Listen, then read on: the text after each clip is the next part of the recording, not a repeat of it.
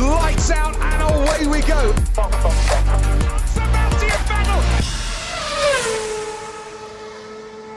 Les amis, bonjour, bienvenue dans un nouveau podcast Appelle-moi car je suis toujours en compagnie de la belle Chloé. Bonjour Chloé. Bonjour, je suis toujours là. Comment ça va? Oui, ça va super, et toi? Oui, tu passes de bonnes vacances? Très bien. Oui, t'as fait Très des bien. choses?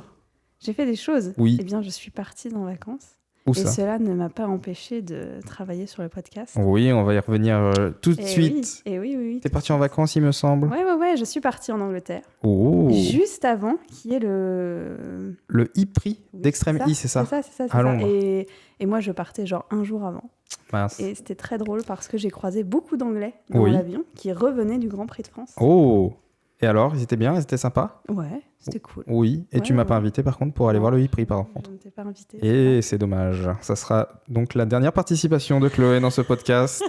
Mais je croyais avoir renouvelé mon contrat. Ah, c'est pas sûr. C'est un contrat avec une période d'essai. D'accord. Mais finalement, qu'est-ce qu'on fait aujourd'hui? On parle de l'intersaison de Formule 1. Exactement. Et je vais te faire l'intro et puis on va piocher à droite à gauche. Ouais. Avant de commencer sur la nouvelle réglementation, les Mhm. essais libres de pré-saison, le championnat, on va faire une toute petite intro Ouais. de la saison précédente. Mm-mm. On avait Alpine, L-Plan à la base, où ils sont un peu revenus d'entre les morts avec Alonso et Ocon, le line-up quasiment parfait. Carlos Sainz, le meilleur des autres. Je l'ai cité lui, mais il y a aussi Lando Oui, Norris oui, et Charles Leclerc, parce qu'ils étaient vraiment... En toute humilité. En toute humilité, parce que je kiffe Carlos Sainz, mais il y a aussi Lando Norris et puis Charles Leclerc, parce qu'ils étaient au même nombre de points. Ferrari, le retour d'entre les morts, parce que l'année d'avant, encore une fois, Ferrari, c'était Vettel et puis Charles Leclerc qui avaient une charrette et qui reviennent d'entre les morts pour gagner la 3e place. Aujourd'hui, ils jouent la 2e, voire la première, c'est plus compliqué. Et la bataille, finalement, Hamilton-Verstappen, le septuple champion du monde, Ah oui. face au futur, du coup, champion du monde. On vous spoile rien. Et le suspense jusqu'au bout. C'est-à-dire Jusqu'au que bout. L'an dernier, c'est quand même une année ultra riche. Ouais. En rebondissements, en événements, sur le côté sportif, sur le côté technique aussi. On avait pas mal de choses. Alors, on va vous en parler pour la nouvelle réglementation, mais ça a été déjà un petit step. C'est-à-dire qu'il y avait sur les côtés, les pontons de la Formule 1, à l'époque, il y avait des petits des side pods, ou je sais plus comment ça s'appelle ça, des petites ailettes finalement, Mhm. qui permettaient en fait d'avoir une aérodynamique encore plus poussée.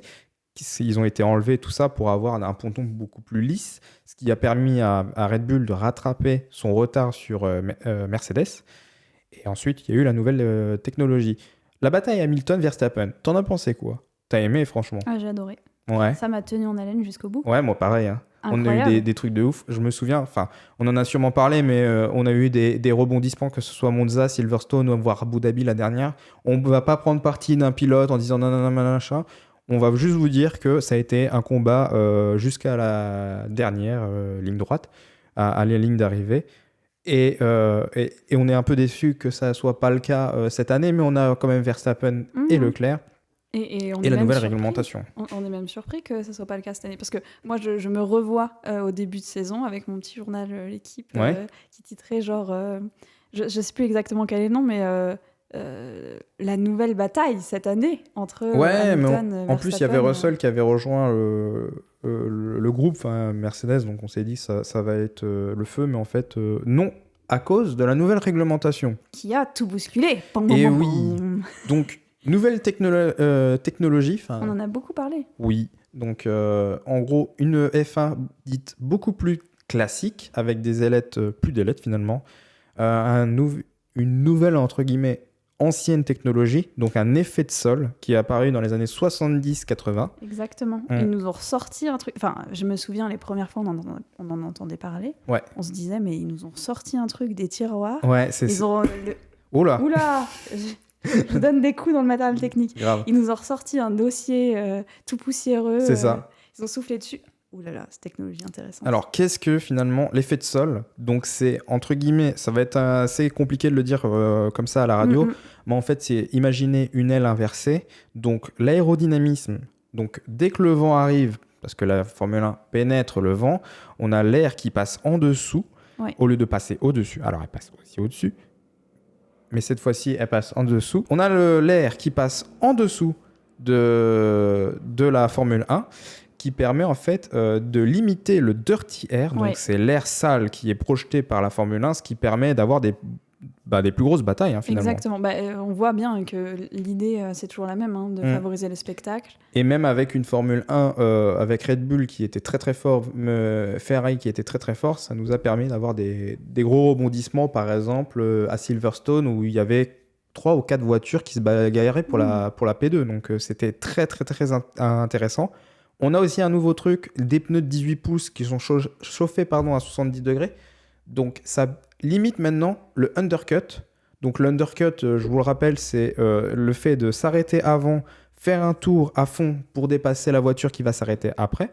Donc on a aussi l'overcut. Donc l'overcut, c'est de s'arrêter beaucoup plus tard pour en fait empêcher ce undercut. Donc voilà.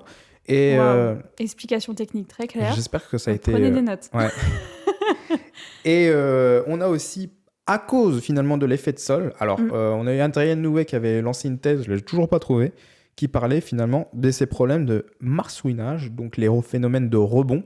Ouais. L'air qui passe en dessous de la F1 soulève la voiture, mais l'air qui passe au-dessus de la F1 baisse la voiture. Donc en gros, ça crée ce phénomène de rebond. Et qui était assez visible. Oui, chez la Mercedes. Ouais. On va en parler tout de suite finalement.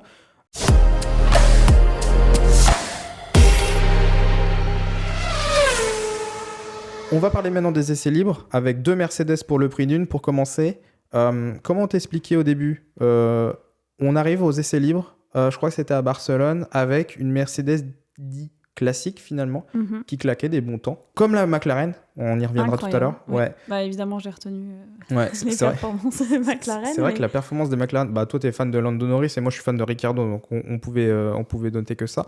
On a une Mercedes dite classique avec des pontons et on avait une semaine après ou l'essai libre d'après de pré-saison, on avait une Mercedes dépourvue finalement de pontons, donc c'était vraiment tout droit avec un design dit extrême par la FIA. Qu'ils avaient finalement pas anticipé le design en fait de la Mercedes, et sur le papier ça indiquait qu'ils avaient 1 seconde d'avance sur toutes les autres monoplaces. Donc on s'attendait à un truc de ouf, on s'est dit bon là c'est Mercedes, ils savent ce qu'ils font, ils ont gagné 8 fois en fait le championnat, donc ils roulent tout le monde dessus quoi. Donc on se dit c'est bon, c'est parti pour un 9e titre et un 8e pour soit Hamilton ou un premier pour Russell. Et finalement ce qui était assez intéressant c'était finalement c'est le problématique de marsouinage. Ouais, et puis les partis pris en fait qui ont été effectués. Parce qu'on se disait, il y a 2 possibilités. Soit il va y avoir un espèce de lissage immédiat de ce que les écuries vont proposer. Soit ils vont partir sur des concepts potentiellement différents. Et là, on va avoir de la surprise. Et là, ils vont devoir s'adapter, certains. Est-ce que ça sera possible ? Enfin, ce qui laissait place quand même à un certain suspense. C'est ça qui est intéressant parce qu'aux essais libres, on avait finalement 2 Mercedes pour le prix d'une. On avait quasiment 2 Aston Martin pour le prix d'une parce qu'on avait un design qu'ils avaient présenté dit classique. Et ensuite, ils sont partis sur un design en milieu de saison, enfin en milieu de début de saison, avec une nouvelle Aston Martin qui ressemblait vachement à une Red Bull. Donc finalement, Aston Martin, Force India, c'est à peu près le même délire, parce que c'était la même écurie à l'époque. Du copitage sur tout le monde. Non mais c'était ça. Et on avait... Alors, la McLaren, on revient dessus, mais une McLaren très rapide. Ouais. Là, on se dit, c'est bon. McLaren, Ferrari, Red Bull, et puis McLaren, Ferrari, Red Bull. Et j'oublie la dernière. Mercedes, 4 pour la victoire. Ça aurait été incroyable, quoi. Et au final, la McLaren a un petit flop, finalement. Lando Norris qui sauve les meubles quand il faut. Mais on a un Daniel Ricciardo qui est... au fond du trou. Au fond du trou, ouais. On en a fait parler dans l'épisode précédent. On y reviendra un petit peu. Et ça a été l'enfer, quoi. Et au final, une Ferrari avec un design dit atypique.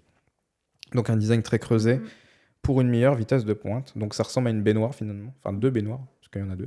Et avec un line-up du feu de Dieu, Sainz et Leclerc Sainz. Et là, on se retrouve avec un truc où on se dit Ferrari va revenir avec Mercedes et Red Bull. Et finalement, c'est pas le cas. Et finalement, au début, ça va. Parlons du championnat tout de suite.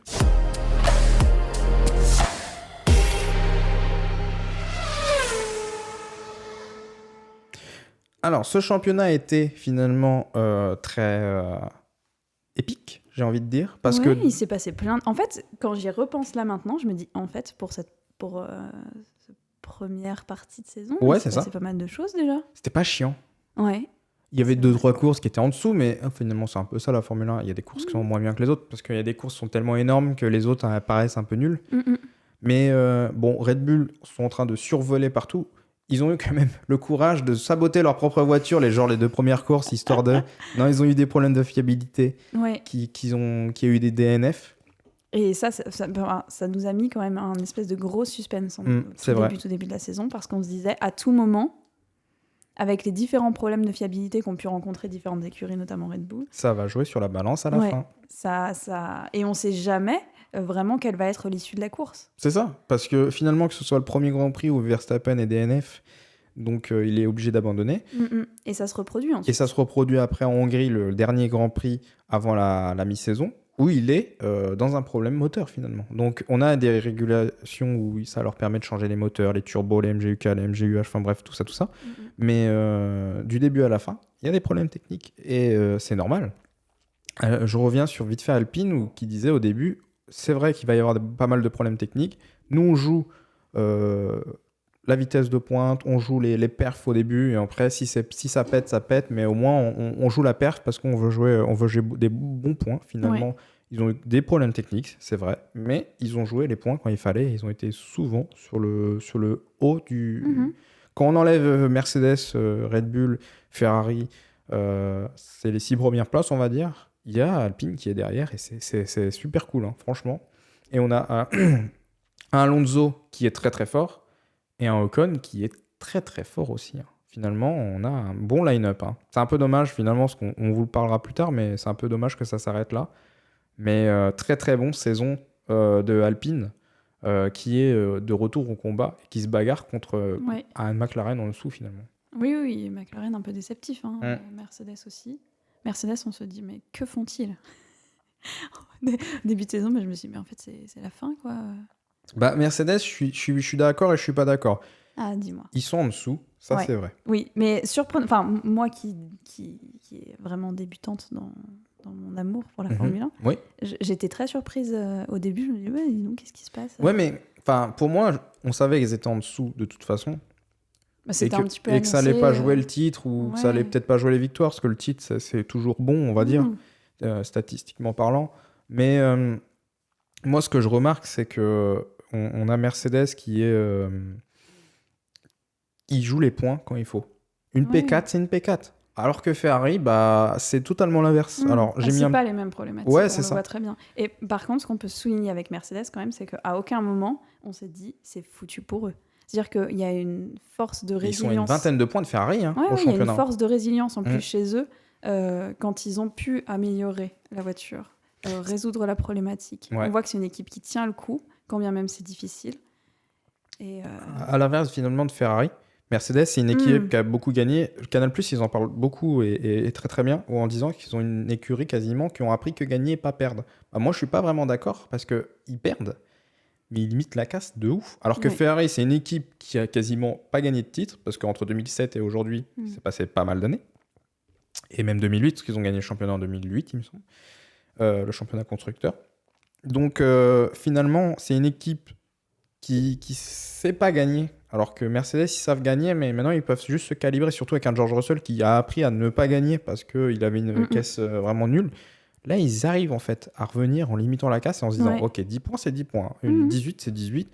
25, ça sera pour plus tard. Et puis là, on est sur juste avant la demi-saison. Là, on est sur quand même des podiums consécutifs.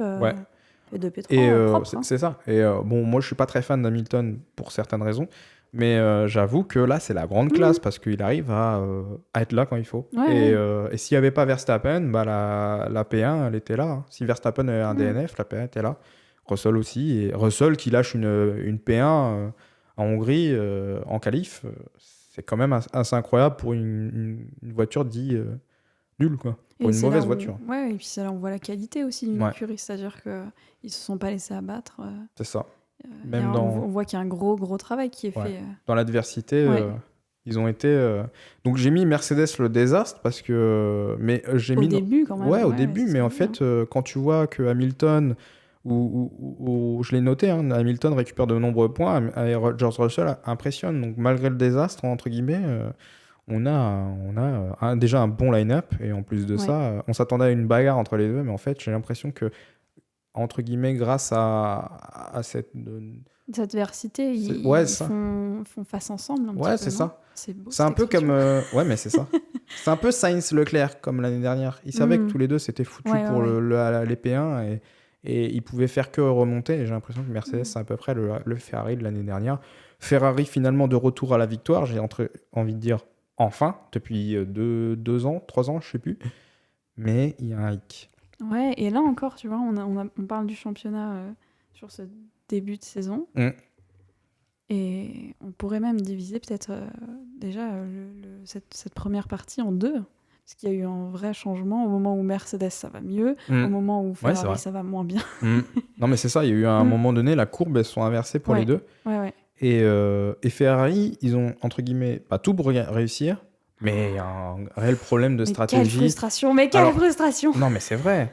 Alors, hormis le fait que le moteur brûle, qu'ils ont un problème de frein, etc., parce que ça peut arriver pour tout le monde. Ok, la fiabilité, on peut pas vraiment prévoir. Et on sait que c'est un problème pour tout le monde, là, surtout avec cette. Bien sûr. Après, c'est un peu le karma, c'est une série chez tout le monde, ça arrive, et puis voilà, c'est comme ça.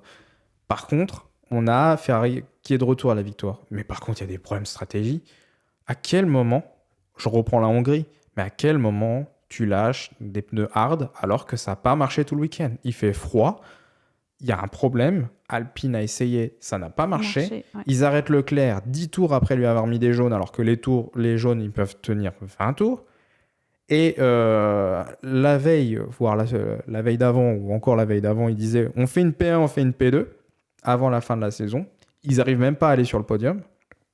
Il y a un réel problème chez Ferrari. Ah mais ça génère chez nous une frustration incroyable. Surtout qu'on est tous fans de Ferrari, donc que ce soit vous, les auditeurs, ou nous, on a tous, à un moment donné, on a tous aimé Ferrari. On aime tous Ferrari, on a envie de voir les Rouges gagner une nouvelle fois, à l'époque de Schumacher, l'époque où il y a eu Raikkonen qui a gagné aussi, voire l'année d'après où ils ont gagné aussi le titre constructeur. Mais là, ou les années Vettel, il n'a pas gagné le championnat, mais ça a été incroyable pour moi aussi. Donc, on a tous envie de voir une Ferrari gagner, Sainz ou Leclerc Sainz, dans le sens où vous voulez. Mais c'est un désastre. Oui, c'est un désastre. Au-delà des 3 abandons de Charles Leclerc, quand ils ont tout pour s'en sortir à Monaco. Et on se dit, c'est la course où ça peut le faire. Surtout, mais comment on peut ruiner la course de Leclerc ? Comment on peut la ruiner ? Même en plus... Il y avait Sainz derrière, parce qu'à un moment donné, Sainz, il était plutôt bien. En plus, il disait à la radio, mais arrêtez pas tout de suite, c'est bon, ça va le faire, machin et tout. Ils arrêtent Leclerc, et après, le re-arrêtent. Mais c'était foutu déjà de base. Et en plus de ça, à Monaco, t'as vu la taille des voitures, ils peuvent pas doubler. Enfin, ils peuvent c'est très, très limité. On se disait, bon là, ils peuvent assurer le doublé. Peut-être pas facilement, mais en tout cas, ils sont dans les meilleures conditions possibles pour le faire. Surtout à Monaco, où une P1, c'est une victoire, quasiment. Exactement. Donc, même Ricciardo, qui avait un moteur défectueux, il a réussi à gagner contre un Vettel qui poussait. Donc, c'était quand même fou. Mais voilà, Ferrari, on y reviendra dessus à la fin de la saison, j'espère, de refaire un podcast dessus pour parler de la victoire, voire l'échec, voire les deux finalement, parce que... Et il y aura beaucoup de choses à dire sur la responsabilité de l'équipe et des choix stratégiques. C'est ça. Dans les difficultés rencontrées, parce qu'on a l'impression que il n'y a pas vraiment de connivence entre ce que les pilotes peuvent renvoyer de leur vécu dans la voiture en piste et des stratégies qui sont appliquées. On a l'impression que ça matche pas, quoi. Là où on note, par contre, chez Mercedes, cette espèce d'esprit de corps. Ils font qu'un. Alors que, je sais pas, on n'est pas analyste, on n'est pas ingénieur, mais... C'est exactement ça, le ressenti. Oui, et le ressenti, c'est-à-dire que comment ça se fait que nous, spectateurs, amateurs, plus ou moins... calés dessus. Oui, c'est ça, spécialistes de F1, remarquons les difficultés techniques, stratégiques, c'est ça, à ce point-là. C'est-à-dire que ça nous saute aux yeux, nous. Alors, on se dit comment eux peuvent ne pas les voir. C'est ça, surtout avec les pneus, les pneus hard, etc. Donc, affaire à suivre. J'ai noté 2 autres points avant de passer à la prochaine rubrique. Le retour du Jedi, je parle évidemment de Haas, mais on peut aussi noter Alfa Romeo aussi qui sont bons. Haas, Mick Schumacher qui rend des points pour la première fois dans ce championnat. C'était très beau. C'était très beau. On avait très envie de voir un peu de changement. Avec une grosse bataille avec Verstappen à Silverstone, je ne sais pas si tu vois, jusqu'à la fin du dernier virage. Il y a eu une grosse bataille. Verstappen, pareil, grande maturité, hein, on y reviendra. Mais quand il peut prendre un point, il va le prendre quand même. Alors qu'à l'époque, c'était pas pareil, quoi. Il était vraiment impulsif. As, Kevin Magnussen, déjà qui revient en Formule 1. Il avait quitté assez froidement As, qui était une écurie qui était vraiment au fond du trou, qui ont su finalement mordre. Comment on dit l'expression? Ils ont mordu l'os, je sais plus quoi. Je connais pas cette expression. Enfin, bref, on passera. Mais finalement, ils ont presque laissé tomber l'année précédente pour se concentrer sur 2022. Ils ont sorti une bonne voiture avec une nouvelle philosophie. Maintenant, ils ont même un côté un peu creusé entre la Ferrari et l'Alpine, parce qu'ils ont aussi un côté creusé. Et ils ont fait une seule amélioration et ça marche pour le moment. Donc, dès qu'ils peuvent, ils prennent des points qui sont très, très importants pour le championnat constructeur. Et ils impressionnent. Oui, donc, et là encore, le contraste avec l'année précédente est vraiment, vraiment intéressant. C'est ça. Mais ils étaient nulle part l'année dernière. Donc là, ils ne pouvaient qu'améliorer. Le moteur Ferrari est beaucoup plus puissant que l'année dernière aussi.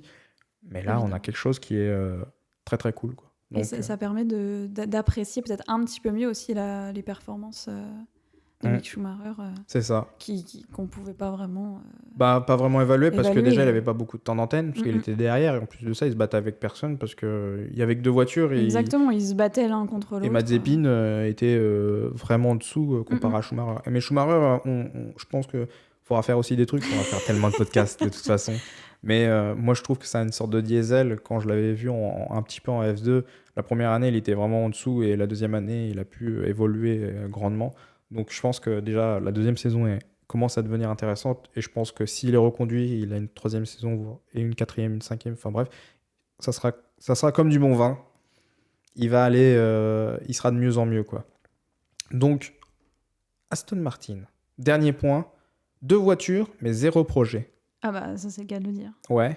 Mais déjà, à la présentation de tout début de saison, là, je m'étais dit, mais quel cinéma, quoi. On voit déjà dans la manière de présenter, peut-être contrairement à d'autres écuries, qu'ils mettent un point d'ordre où ils présentent beaucoup de choses, sauf les monoplaces, quoi. Ouais, c'est ça. Mais après, les vidéos, faut pas vraiment faire attention. Mais ça a été un des premiers, je crois. Oui. Non, il me semble pas. Ah, peut-être, je sais plus. Enfin, bref, maintenant, quand j'y repense, tu vois, c'est vraiment a posteriori. Je me dis, finalement, ça dit peut-être aussi quelque chose, même s'il faut pas trop analyser, mais ça dit quelque chose de leur manière de percevoir les choses. C'est-à-dire qu'ils nous parlent beaucoup des autres voitures, ils nous parlent beaucoup des dirigeants, blablabla. C'est vrai. Et finalement, peu de la voiture. Mais quand j'ai vu le projet... Mais c'est ce qui m'amène à dire 0 projet aussi. Ouais, c'est ça. Mais quand j'ai vu le projet Aston Martin, enfin, quand on a vu surtout le projet Aston Martin, on voit... alors, c'est Lance Stroll qui achète... Lawrence Stroll, le papa, qui rachète Force India, qu'il renommera un an après Aston Martin. Qui fait un petit cadeau à son fils. Oui, il lui donne un petit CDI. Et puis, il prend surtout un quadruple champion du monde, donc Sébastien Vettel. Donc, on se dit, Vettel qui va dans une équipe, alors poussé par Ferrari, bien sûr, donc vers la sortie, bien sûr. Mais on a Vettel qui arrive chez Aston Martin pour créer un nouveau projet. Donc, on se dit, ça peut durer 2 à 4 ans, surtout avec les nouvelles réglementations. On se dit, ça peut revenir. Force India, on va pas se mentir, c'était une voiture de midfield. Ça pouvait pas jouer. Ça a joué la victoire. Ça pouvait pas jouer la victoire tout le temps. Ça pouvait pas jouer le PDM tout le temps, mais ça jouait le midfield. Là, il se retrouve. C'est un désastre, quoi. Lance Stroll, il est nulle part. Hein. Oui, mais pareil, je fais un parallèle avec la vidéo parce que finalement, je trouve que on peut en tirer quelque chose. Beaucoup dans le superficiel, dans l'apparence, dans autre chose. C'est du business. Hein. Quand Lance Stroll il achète Aston Martin, on se dit ça y est, ça va jouer le titre. Une grosse marque comme Aston Martin, ça peut mais finalement c'est que pour vendre des bagnoles. Quoi. Oui, ou ils mettent pas l'argent dans le développement de la voiture. On a l'impression. On a l'impression qu'ils savent même pas développer une bagnole. Quoi. Oui. Donc à part prendre des photos et. Non mais c'est vrai. Avec Force India à l'époque, c'était ça. La Mercedes rose. Maintenant c'est presque la Red Bull verte. Donc. J'espère que l'arrivée de Alonso fera quelque chose de différent. Mais moi, je suis pas convaincu en tout cas. Oui, et puis c'est pas quand on est fan de sport automobile, on a envie de voir des écuries qui essayent de relever un peu des défis d'un point de vue de la performance des pilotes, d'un point de vue du développement des voitures. C'est ça. Et là, on a l'impression qu'ils nous balancent de la poudre aux yeux pour que ça soit joli. Il n'y a pas vraiment de propositions intéressantes. Mais... C'est ce qu'a dit Vettel, hein, finalement. Et j'ai même j'ai presque envie de faire une petite transition sur le prochain qui va parler des transferts de cet été.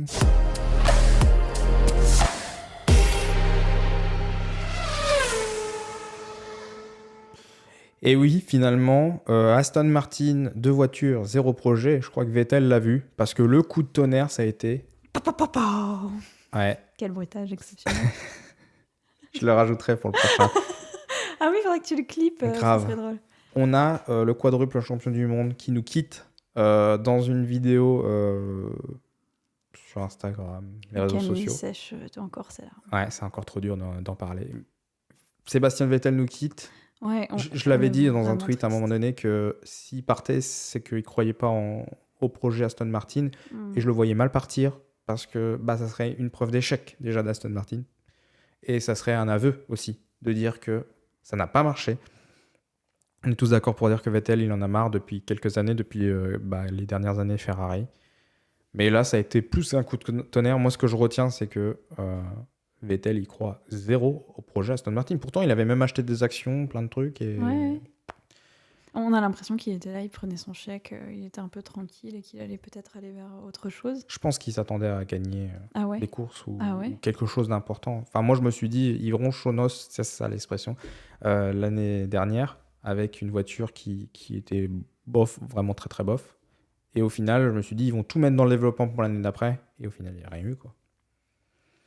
Donc... Moi, j'avais l'impression qu'il sentait le fait que ça allait pas être exceptionnel.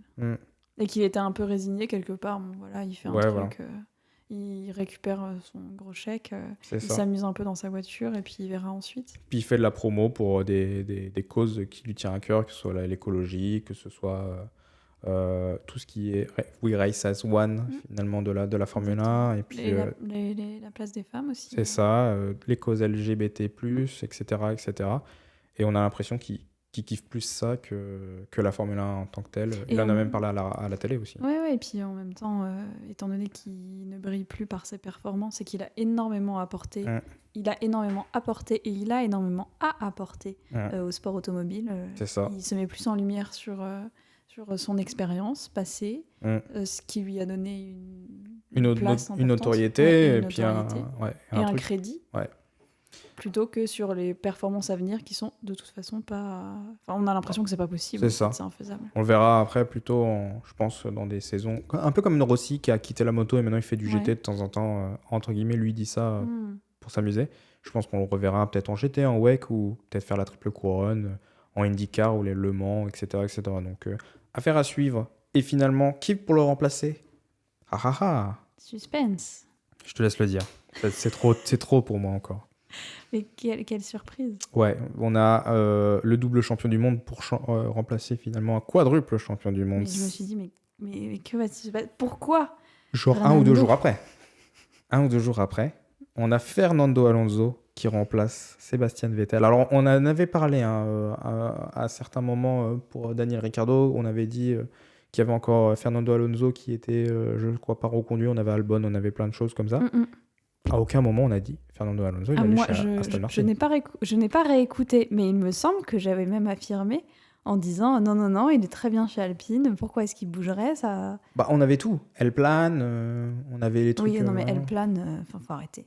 Ouais, maintenant c'est The Mission, parce que c'est des Anglais maintenant. On s'est dit ils vont passer sur toutes les langues bientôt, elle plane ça va devenir multi-écurie, multiculturel.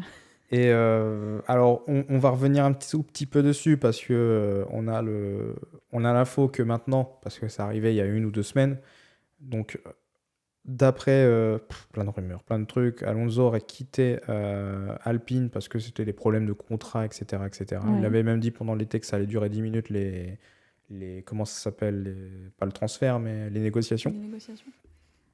Et genre 1 ou 2 journées après, coup de tonnerre, moi je vois ça, je me dis c'est une fake news quoi. Ah oui, moi j'ai cru que c'était une blague pendant très longtemps. Ouais, c'est ça, parce qu'on voit ça, on se dit il va partir d'une écurie qui est bof Enfin, qui est bof, pardon. C'est Alpine. On part d'une écurie qui est moyenne, qui va sur une pente ascendante, vers une écurie qui est bof. Alors, d'après ce qu'on a vu et ce qu'on a entendu, il semblerait que Alonso il soit sur un multi-year contrat, je sais plus quoi, donc de plus de 2 ans à peu près, avec Aston Martin pour jouer après la gagne, etc., etc. Il sera bien sûr avec Lance Stroll pour... Ah oui, lui, il va pas bouger. Oui, pour CDI, le mec, il a sa place, c'est bon. Toi. Jusqu'à temps qu'il dise qu'il en veut plus, mais pour le moment, il est là jusqu'à la fin. T'en as pensé quoi, toi ? Ah bah moi, j'étais sous le choc. Ouais. Et j'avais un peu l'impression... Enfin, je l'ai vécu de manière très émotionnelle, alors je sais pas trop dire pourquoi, mais j'avais l'impression que c'était une espèce de trahison. Ouais. Qu'est-ce qui se passe, quoi ? Ouais. Bah, surtout quand tout va bien, on s'imagine pas qu'ils vont partir. Enfin, je veux dire, c'est comme un Sainz et Leclerc, tout va bien pour le moment.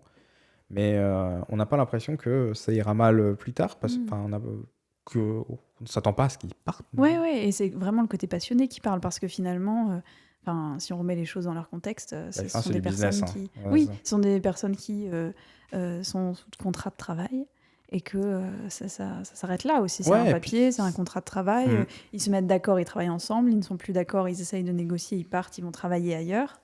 Mais voilà, quand on a un côté un peu passionné... on se dit mais qu'est-ce qui se passe, non, mais surtout quand tout se passe bien, je vois pas l'intérêt de partir, quoi. Enfin, je veux dire, je comprends qu'il y ait des pilotes quand ils gagnent les championnats avec des grandes écuries, ils décident de partir parce que des fois ils veulent faire un peu comme je sais plus, je crois Valentino Rossi faisait ça, il est parti d'un team alors je sais plus, je crois ma culture moto est vraiment limitée, mais je crois qu'il était parti de chez Honda pour aller chez Yam, ou de chez Yam pour aller chez Honda, enfin bref. Et il avait gagné avec l'un et avec l'autre. Ouais. Donc, comme Vettel, il voulait partir chez Red Bull pour gagner chez Ferrari. C'est pour un peu montrer qu'on peut gagner, peu importe où on va, on sait être un grand champion, comme plein d'autres grands pilotes qui l'ont fait. Alain Prost, par exemple, ça vient à l'esprit.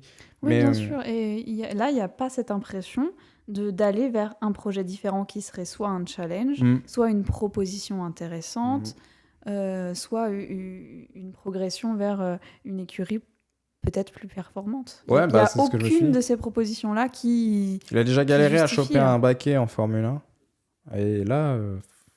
Zéro projet, mais il y va. C'est cette impression. Peut-être qu'il a envie de créer un nouveau projet avec... Peut-être qu'il a envie de... Faut pas oublier qu'Aston Martin... Ouais, c'est ça. C'est forcément ça. Faut pas oublier qu'Aston Martin... sont en pleine construction d'un nouveau bâtiment, etc., etc. Donc peut-être qu'il y aura des nouvelles choses. J'ai pas beaucoup d'espoir. Enfin, moi non plus. Je suis pas convaincu. Je suis pas très fan de cette philosophie proposée, qui est très... On en reparlera. J'ai même pas les mots, tu vois, j'arrive même pas à finir mes phrases. Ouais, mais moi c'est pareil. On a un espèce de dégoût. Ouais. C'est parce qu'on est très passionnés qu'on était très déçus, mais il y a une espèce de dégoût. Je sais pas si c'est parce qu'on est français, et puis parce qu'on soutient quand même Alpine, parce qu'on aime beaucoup. Mais moi, je le vois comme un couteau dans le dos, finalement. Et en parlant de couteau dans le dos, je vais même rebondir sur ce qui va suivre. On a finalement Alpine qui n'ont plus de pilote. Donc, à quel moment on se dit ils vont recruter un autre pilote, ou je sais pas, ça aurait pu être Vettel qui remplace Alonso, etc., etc., mais ça n'est pas le cas. On se dit, qui pour le remplacer ? On en a parlé pour la dernière fois. Mais Camille, visionnaire. Mais un peu, ouais. Un petit peu. Merci. C'est vrai qu'on en avait parlé des pilotes de l'année dernière, du podcast précédent, pardon. On avait Oscar Piastri, qui est... Bonne perf. Ouais, F3, F2, champion, donc très, très, très, très fort. Et là, on se dit, c'est sûr, c'est logique. Oui, et puis c'est la logique à laquelle on s'attend. On savait qu'avec Ricciardo, c'était compliqué. On en reparlera un tout petit peu après. Mais on sait que si c'est pas McLaren, c'est forcément Alpine. Si c'est pas Alpine, c'est McLaren. Et là, Alpine annonce Piastri. On se dit logique. Bah oui. On est encore sous le coup de l'émotion du départ de Fernando. Bien sûr. Mais on se dit finalement... Ouais, tout arrive en même temps. Hein. Ça s'est passé quasiment en 1 ou 2 journées. Et finalement, là, on se dit, bon, ça va être chaud parce qu'on a Alonso qui part et on se retrouve avec Ocon en premier et puis Piastri en deuxième. Donc, pour développer une voiture, ça va être compliqué. Et quelques heures après, on a Piastri qui nous met qu'il ne pilotera pas pour une Alpine. Oui, et on attendait sa réaction, et on était très surpris. Enfin, je me souviens de ça, et on se disait, tiens, c'est étonnant qu'il y ait un communiqué de la part d'Alpine, et que Oscar Piastri, qui, quand même, va récupérer un baquet F1, ne s'exprime pas sur le sujet. On se disait, bon, c'est pas rien, quand même, de récupérer une place en Formule 1. C'est étonnant qu'il dise rien. Il n'y en a que 20, et il le refuse. Et il n'est pas en Australie en ce moment, donc comment ça se fait qu'il ne dit rien? Quand bien même il aurait été en Australie à ce moment-là. Des lives de partout, etc. Il aurait sûrement communiqué, il ne dit rien. Et quand il a annoncé les choses, on s'y attendait pas du tout. Non. Refuser un baquet Alpine. Alors, d'après ce qu'on a vu, ce qu'on a lu, ce qu'on a entendu, à prendre avec des pincettes, il semblerait que, de toute façon ça a été confirmé, Oscar Piastri a signé un contrat avec McLaren. J'ai trop du mal parce que c'est McLaren, Mercedes, ils ont un moteur Mercedes. Ils ont signé un contrat avec McLaren, mais Alpine était dans son droit de le promouvoir parce qu'ils ont aussi un contrat. Donc là, c'est des batailles juridiques. Hein. Oui, apparemment, ça va pas en rester là. Hein, non, ça en restera pas là, de toute façon. T'en as pensé quoi, toi? Alpine sont passés pour des cons. Ouais. Déjà. Encore une fois. Mais encore une fois, on a 2 pilotes qui est chez eux, qui bossent depuis quasiment 2 ans, voire peut-être même plus. Et je reviendrai même sur un autre point, mais on a 2 pilotes qui sont chez eux depuis plusieurs années, qui font partie pas Alonso, mais on avait même Zhou qui faisait partie de l'académie Alpine, qui se retrouve chez Alfa Romeo. On a Piastri qui fait partie de l'académie Alpine, qui va peut-être se retrouver chez McLaren. Mm-hmm. Alpine, pour le moment, il joue la P4 avec McLaren. Et ils n'ont plus de pilote. Et oui, et il ne faut pas oublier qu'Aston Martin, à la base, ça joue le midfield avec Mercedes, Mercedes maintenant, avec McLaren et avec Alpine. Et là, ils se sont pillés 2 pilotes qui ont dans leur tête des informations concernant le développement de la voiture. Donc, peut-être pas que dans leur tête. Non, normalement, il n'y a pas de clé USB qui devrait se balader, mais bon, voilà, on ne sait jamais, quoi. Et donc, j'ai noté Oscar Piastri, le cul entre 2 chèques. C'est exactement ça, finalement. Il y a de l'argent de partout, il y a un pilote très prometteur, et on a 2 baquets de disponibles, que ce soit celui d'Alpine, parce que Alonso part, et celui de Ricciardo, malheureusement. Mais Daniel, on aime Daniel. On a fait un podcast. Alors Daniel qui le présente de façon qu'il le dit pendant plusieurs grands prix, je vais rester parce que mon contrat il me dit que je reste. Et on a Zach Brown. C'est ça. Je continue sur les bruitages. C'est ça. On a Zach Brown finalement. Lui, il recrute tout le monde pour. Mais on va se dire, mais en fait, tout le monde va aller chez McLaren. C'est ça. Ils vont faire un championnat F1 multi-McLaren. Ils devraient faire le F McLaren. McLaren 1, derrière. A, B, C. C'est ça, parce que à force, ils vont recruter tout le monde. Il y a ce mème, hein. Je crois que je te l'ai envoyé. Il y a ce mème où finalement on voit le line-up et il y a des photos de pratiquement tous les pilotes chez McLaren. Et plein de points d'interrogation sur les paquets dispo. Mais après, c'est normal, ils ont plusieurs écuries, que ce soit en Extreme E, en IndyCar et bientôt en Formula E. Mais finalement. Ils vont faire quoi, tous ces pilotes? Pour le moment, ils ont un baquet tous. Mais je crois qu'il y a eu une espèce de drama en IndyCar où ils ont recruté un pilote, ça s'est mal passé. Enfin, je sais pas. Enfin, c'est un peu bizarre. Et Ricciardo, c'est un peu le dernier de la farce finalement parce que...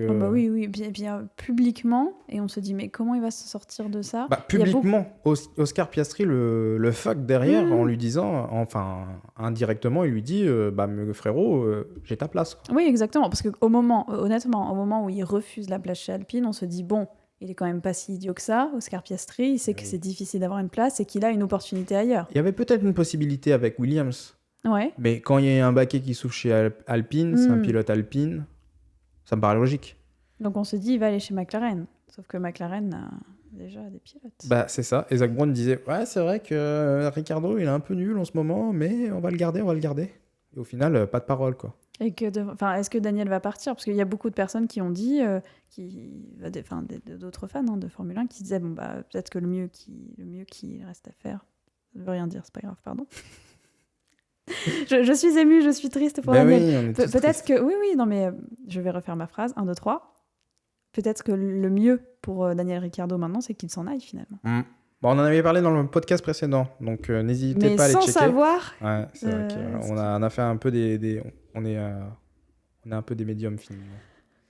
Donc suivez-nous pour tout ce qui est médium niveau F1. Mais c'est vrai que c'est assez triste d'en arriver là où on a 2 pilotes qui sont extrêmement talentueux, que ce soit Oscar Piastri, Daniel Ricciardo et même s'il y a des performances qui sont pas extraordinaires cette saison. C'est ça. Et On aurait bien voulu voir les deux, enfin pour ma part, oui. Mais là, j'ai l'impression que le coup que McLaren fait, pour moi, c'est inacceptable. Même si c'est Ricciardo ou pas, parce que je le kiffe, pour moi, c'est vraiment un grand pilote.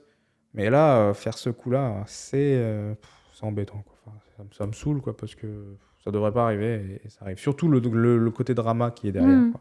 Oui, moi j'ai été très surprise qu'il y ait autant d'événements pendant les vacances. Finalement, les vacances, mais pas tant que ça. C'est Julien Febvre qui disait il se passe toujours des choses en Formule 1. Bien sûr. Et encore plus là, en ce début d'été. Et j'espère qu'il y aura encore beaucoup de drama, dans le bon sens du terme, pour le futur de la saison. Oui, et alors, si on peut dire, évidemment, le questionnement sur Daniel Ricciardo, s'il part, que fera-t-il ?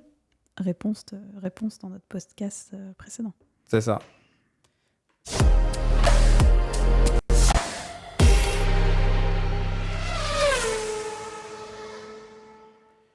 Chloé, que peut-on espérer pour la fin de la saison ?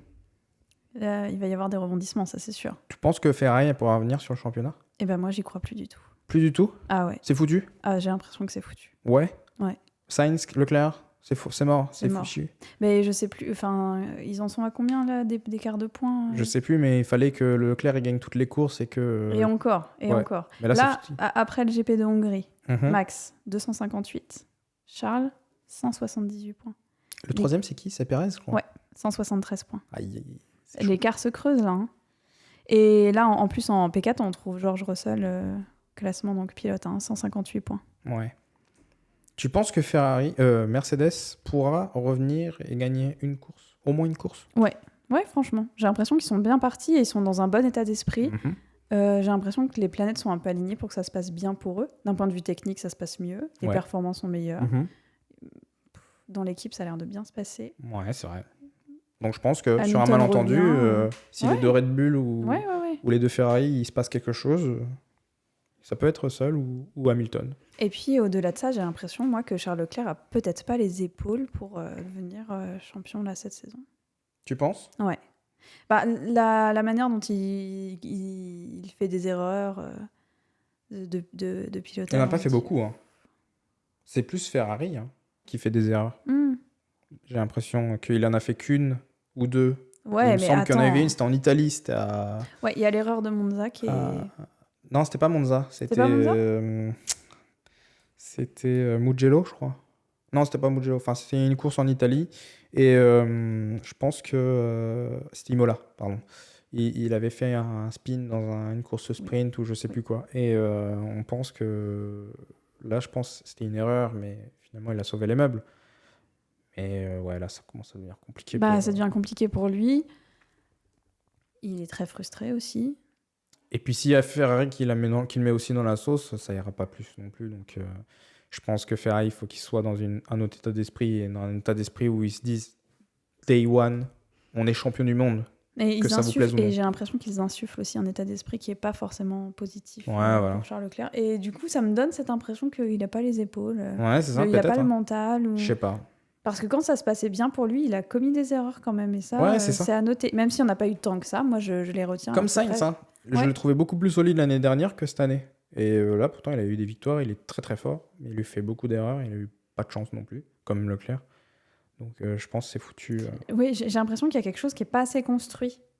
Peut-être. C'est un peu bancal. C'est le projet qui est bancal. Ouais, c'est un peu bancal. Les pilotes sont un peu bancals parfois. La stratégie, alors là. Et puis, on voit que dans leur communication, quand on entend au dernier Grand Prix, il n'y a pas de problème sur la voiture ou il n'y a pas de problème au niveau de la stratégie. Alors qu'il y en a.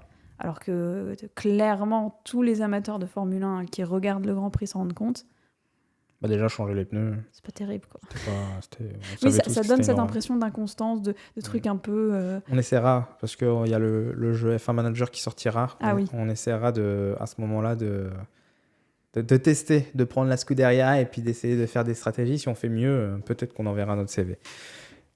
Qui sortira vainqueur d'un Grand Prix ? Je te lance un prono hors Mercedes, Red Bull, Ferrari, sur un malentendu, sur un fait de course, sur n'importe quoi, un peu comme Gasly à l'époque ou Ocon quand il avait gagné son premier Grand Prix, Gasly ou Ocon.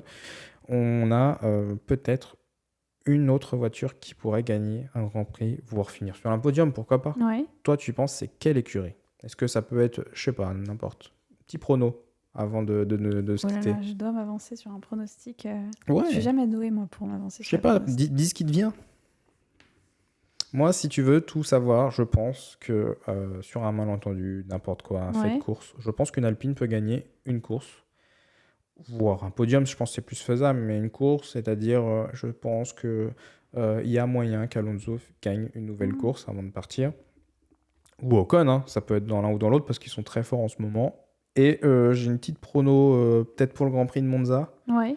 McLaren a toujours été très fort, donc j'ai presque envie de dire pourquoi pas une McLaren qui pourrait être dans le devant de la scène. Elle a une petite préférence pour Ricciardo, mais je pense que Norris il a ses chances aussi, je pense. Et ben moi, l'écurie à laquelle j'avais pensé, c'était Alpine, quand tu m'as posé la question. Bon, je suis assez peu... comment dire ? T'es un peu Frenchy, quoi. Tu as envie de soutenir non, pas du tout. C'était pas du tout ça l'idée que je voulais faire passer. J'ai peu confiance dans le fait que ça puisse arriver, quoi. Tu penses que McLaren, ils peuvent gagner, par contre ? Non. Non. Même pas à Monza ? J'ai l'impression qu'il y a, contrairement à l'an dernier, il y a beaucoup plus d'écuries qui peuvent gagner une course. Oui. Et donc, si Ferrari ne gagne pas, il y a Red Bull. Oui. Si Red Bull ne gagne pas, il y a Mercedes. C'est vrai. Enfin, il y a beaucoup plus de possibilités, ce qui donne peut-être moins de chances aux autres écuries de performer. C'est vrai que maintenant, un peu sur un fait de course ou sur un événement particulier. Comparé aux années précédentes, on a Sainz, Leclerc qui peuvent jouer la victoire, avec Verstappen, Perez qui peuvent jouer la victoire, et on a Hamilton, Russell qui peuvent jouer la victoire. Alors que l'année dernière, on avait Bottas qui était vraiment en dessous, on avait Hamilton qui était très très fort, et on avait Perez qui était en dessous, et on avait Verstappen qui était très très fort, et chez Ferrari, ça jouait pas le titre. Ni le titre, ni les victoires. Donc en tout cas, ils essayaient. Et donc là, il faut vraiment que beaucoup de pilotes se cassent la figure, entre guillemets, pour laisser la chance peut-être... Aux petits, entre guillemets, ceux du midfield. À voir. Donc, j'y crois pas trop. J'ai l'impression que ça va être plus intéressant parce qu'ils vont être plus nombreux à se battre, mais qu'il y aura peut-être moins de gros événements où certains pilotes qu'on n'attend pas ou moins sur un podium. Affaire à suivre. Ouais. J'ai hâte que ça reprenne. C'est vrai, ça reprend dans quelques semaines maintenant. Je pense qu'on arrive à la fin de ce podcast. Merci encore une fois, Chloé. Merci beaucoup, Camille. Ça a été très très compliqué au début de lancer ce podcast, mais j'espère qu'en tout cas ça vous a plu. Ouais, moult... Mais en fait, un peu à l'image de ce début de saison. Ça part dans tous les sens. Il s'est passé beaucoup de choses avant qu'on enregistre, et même pendant l'enregistrement. C'est vrai. Moult rebondissements, c'est le mot que je cherchais. Affaire à suivre pour tout ça. Et on vous fera un autre podcast en fin de saison, bien sûr, pour vous résumer si on avait raison, si on avait tort. Et en plus de ça, on vous présentera après le reste, le line-up, etc., les essais, quoi attendre en fait du prochain championnat. Les amis, merci encore de nous avoir écoutés. Merci encore de nous suivre sur les réseaux sociaux. Appelle-moi car, APLMOICAR. Sur tous les réseaux sociaux, vous pouvez nous suivre et nous noter aussi sur Apple Podcast. Entre autres. Vous pouvez aussi nous écouter sur Spotify et aussi sur tous les autres. En fait. On a rendu le podcast disponible partout. C'est ça, Deezer, Spotify. On a aussi, il me semble, Prime Podcast. On peut le regarder sur YouTube. Vous pouvez aussi le voir sur YouTube et aussi voir les Reels et tous les autres sur les réseaux sociaux, Instagram et Facebook. Merci encore de nous avoir écoutés. On se retrouve le mois prochain. Merci beaucoup. Merci à tous. Merci Bisous Chloé. Les loups. Merci Camille.